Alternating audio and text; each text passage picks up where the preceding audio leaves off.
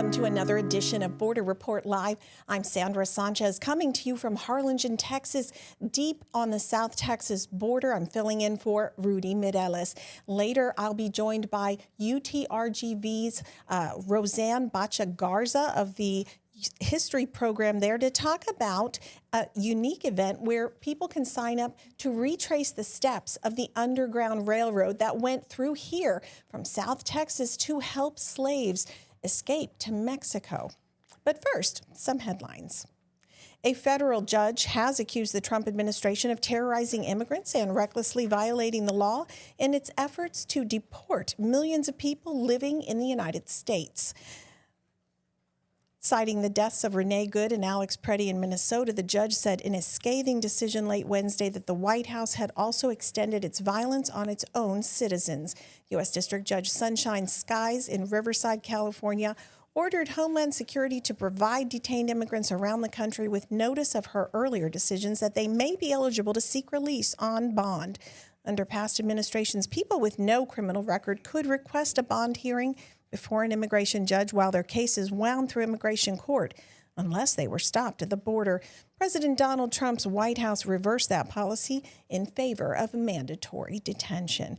And the federal government is starting to charge migrants with trespassing as part of a new Trump administration plan to crack down on illegal immigration. Last year, as you'll recall, in the South Texas here on the border, the government transferred the northern bank of the Rio Grande from the International Boundary and Water Commission to the military and designated it as a national defense area. We brought you several of those stories.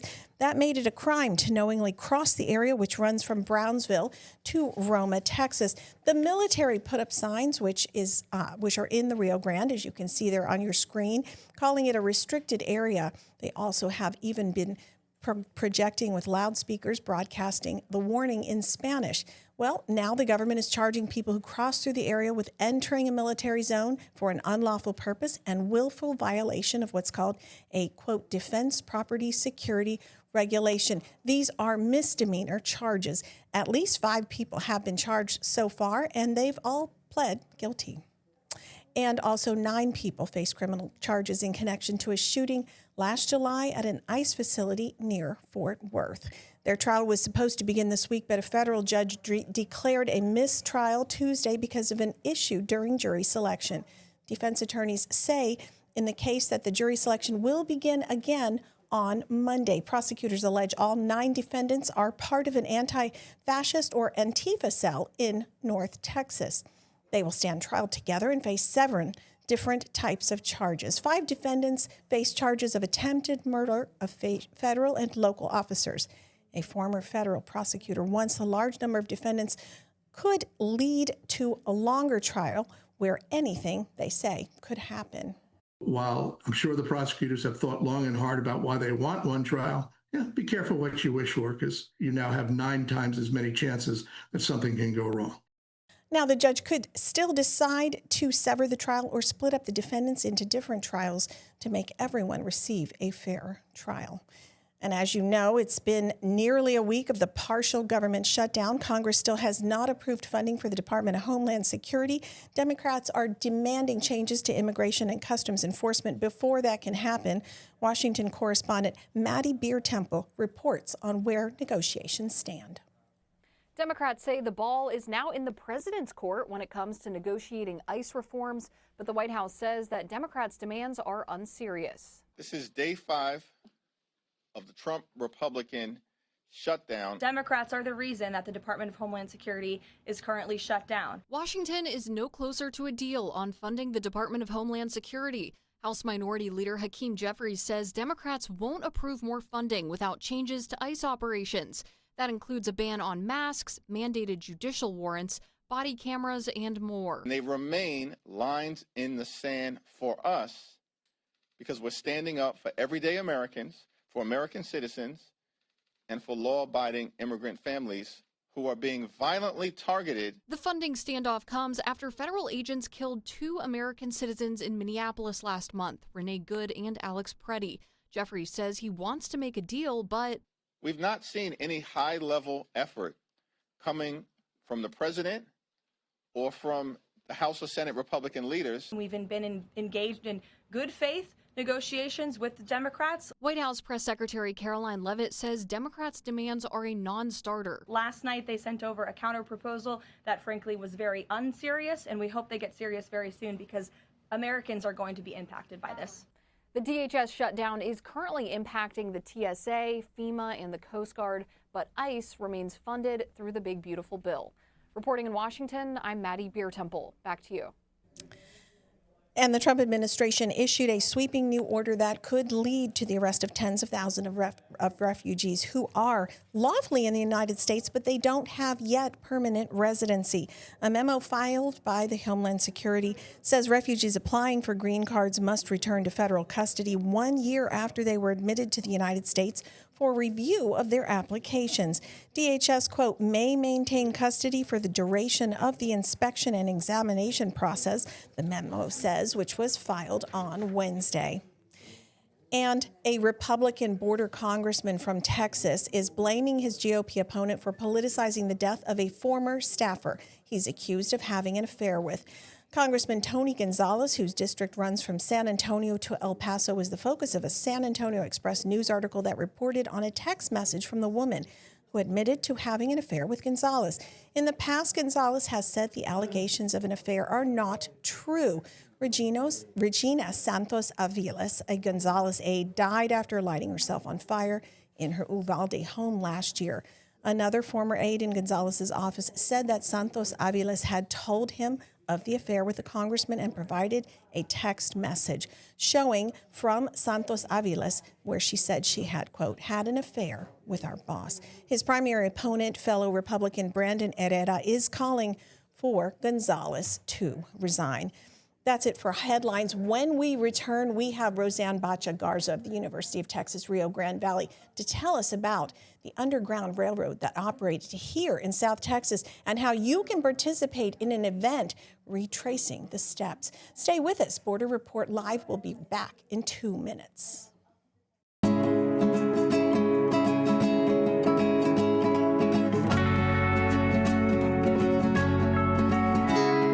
And welcome back to Border Report Live. I'm Sandra Sanchez in Harlingen, Texas, and joining me in the studio today is Roseanne Bacha Garza.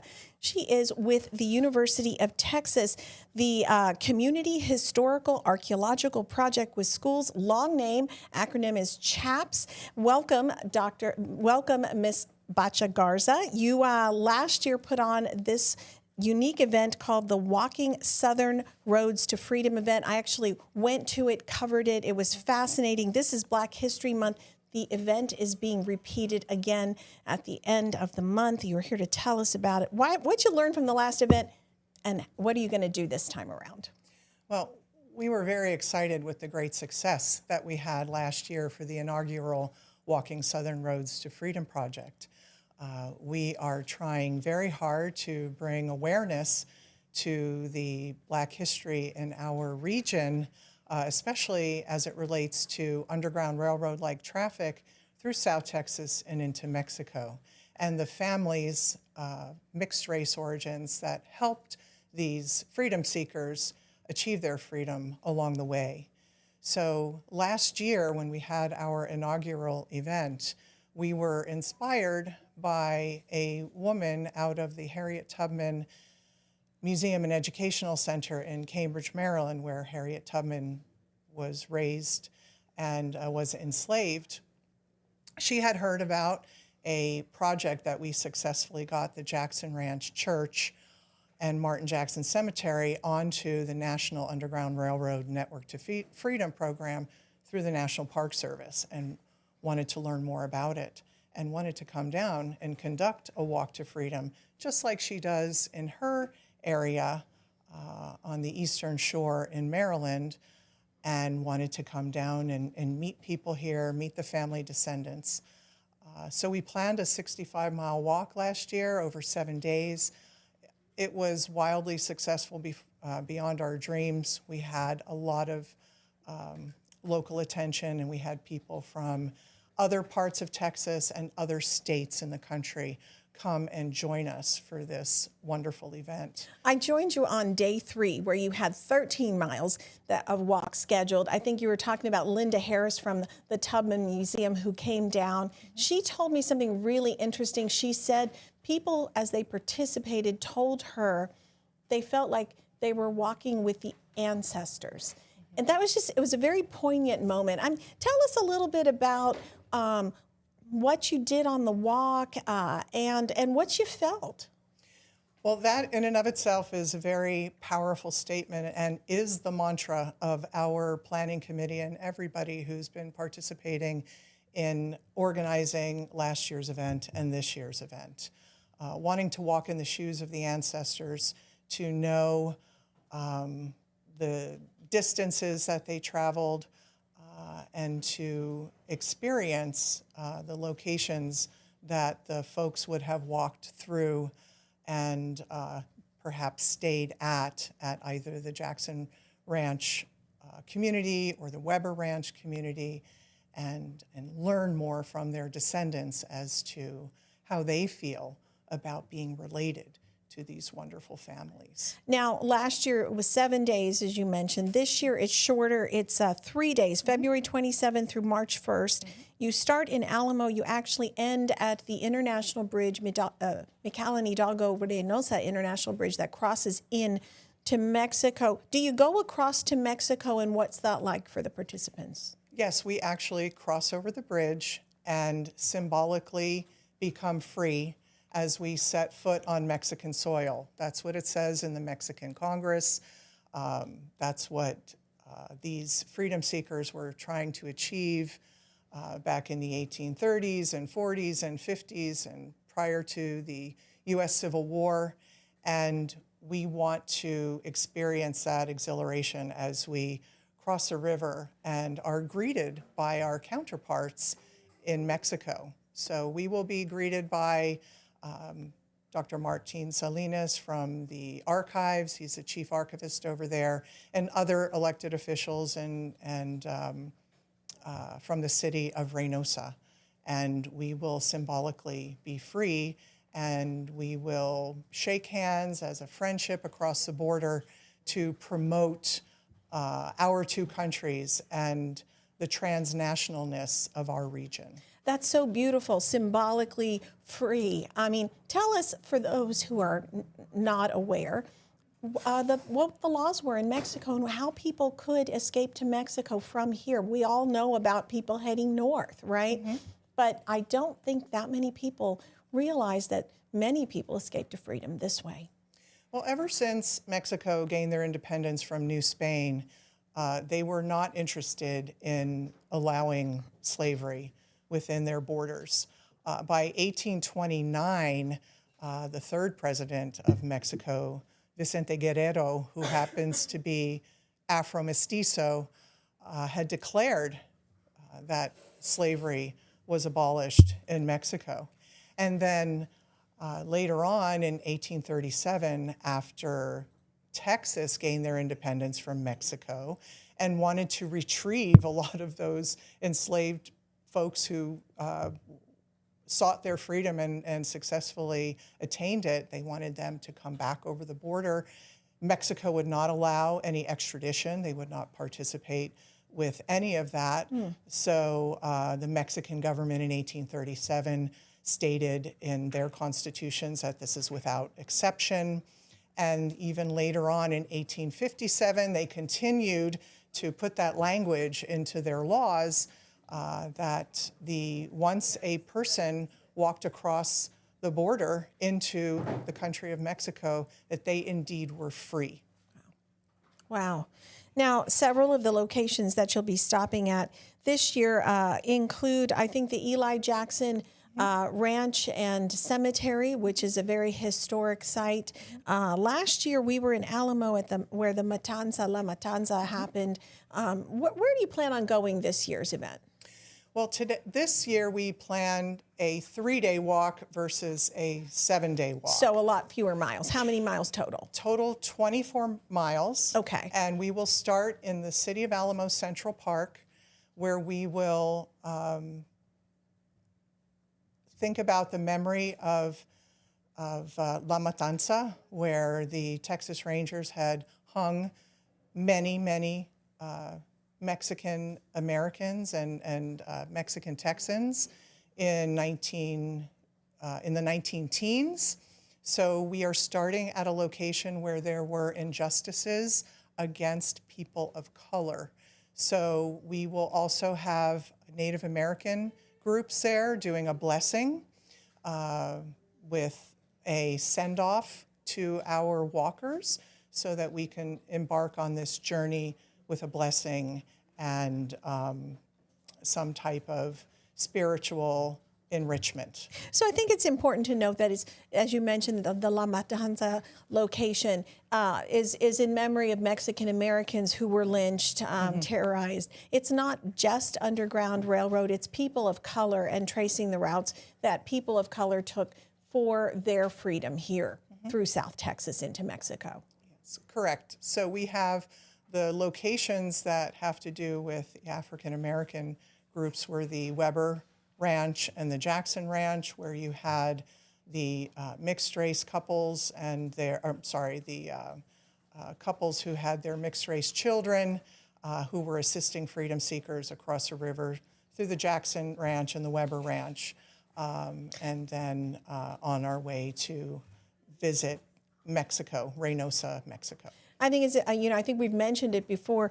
The Eli Jackson Ranch and Cemetery, we have a lawmaker here, in Hidalgo County, whose ancestors were actually helped to operate that Underground Railroad there. And I've met him out at the Pablo Villarreal at the cemetery a few times. Very, very proud of his heritage, how much his family gave up to try to facilitate and hide people and feed people and clothe people until waiting till the cover of darkness, or to cross the Rio Grande in little boats and getting people safely to the other shore. And it's a story that he carries on years later. It's people like that tell their experiences that help to make this such an enlightening event, right? Yes, we're very, very happy to see that the descendants of these families are acknowledging, embracing, celebrating this very important history in U.S. history, and the role that their ancestors played, and the strength and perseverance and intestinal fortitude that pushed them forth to this place, this very unique place in our country on the border, the international border between the United States and Mexico. And so without that sacrifice of their ancestors, making it all the way to the border, settling here and defying all odds and doing what is humane, expressing their humanity to help and assist freedom seekers to continue their journey across the river and to find freedom in Mexico. Without that humanity, those ancestors would not be here at the moment. And those ancestors are the ones today who are expressing that grace and poise and intestinal fortitude and strength and courage to honor their ancestors. That's amazing. I was reading, you sent out an announcement for this, and we do have a registration link. I think if our producer, Devin, can put that up. There we go. There's a link where you can go. It's a bit.ly link. We also will have this on our borderreport.com story, but this is how you can sign up for the event, which is February 27th through March 1st, so you have plenty of time to do it. I was reading, and we have it right there on the screen, bit.ly/register2walking. So you want to go check that out. I was looking at some of the information you sent, and it said that this year, every day you're going to end with moments of reflection, song, and friendship. Tell me a little bit about that. Well, what we want to put forth with the planning and execution of this event again this year is the fact that we live in a very special and unique part of our country. We are family, we are friends. This is the mantra that people put forth here. We welcome anybody with open arms to come join us and learn about this very unique history, this very special history. And we want to tell the story, the special story of the folks on the Rio Grande, on the U.S.-Mexico border, here in Hidalgo County, that were a very, very important part of this journey. So we hope to enlighten more people to learn about this story, because this is a hidden history. It's not often told, but it is very important to the whole scheme of Underground Railroad traffic and folks who are seeking freedom to release themselves from captivity and enslavement. And I just want to add to a little bit about that. Some of the experience that I had as a reporter following you around last year, it was mentioned to me, you know, there were cars passing us on roads, there was honking, GPS, cell phones, you know, we knew where we were going, right? But back in the day when people actually traversed these routes, they didn't have that kind of direction. Maybe they didn't have shoes on their feet. They were running in the darkness. Maybe the moonlight was taking them. You know, it was a whole different experience. But still, I can tell viewers that, you know, you experienced a bit of that. There was a serene solitude. People were quiet and respectful, and you know, it really was a moving experience. Well, that's our thought. We know that we are not replicating this experience exactly by a freedom seeker or a group of freedom seekers who were clandestinely traveling at night and through the brush and trying to avoid, you know, wild animals and other dangers along the way. This walk is meant to respect that journey, those journeys that those people took, and to walk in their shoes. And we hope that we are able to provide the respect that they deserve by doing this. As an annual event, we would love to do this as an annual event. This is the second annual Walking Southern Roads to Freedom event, February 27th through March 1st, here, starting in Alamo, Texas. Roseanne Bacha-Garza of UTRGV, thanks so much for joining us today. Stick with us. Border Report Live will be back in 2 minutes with more.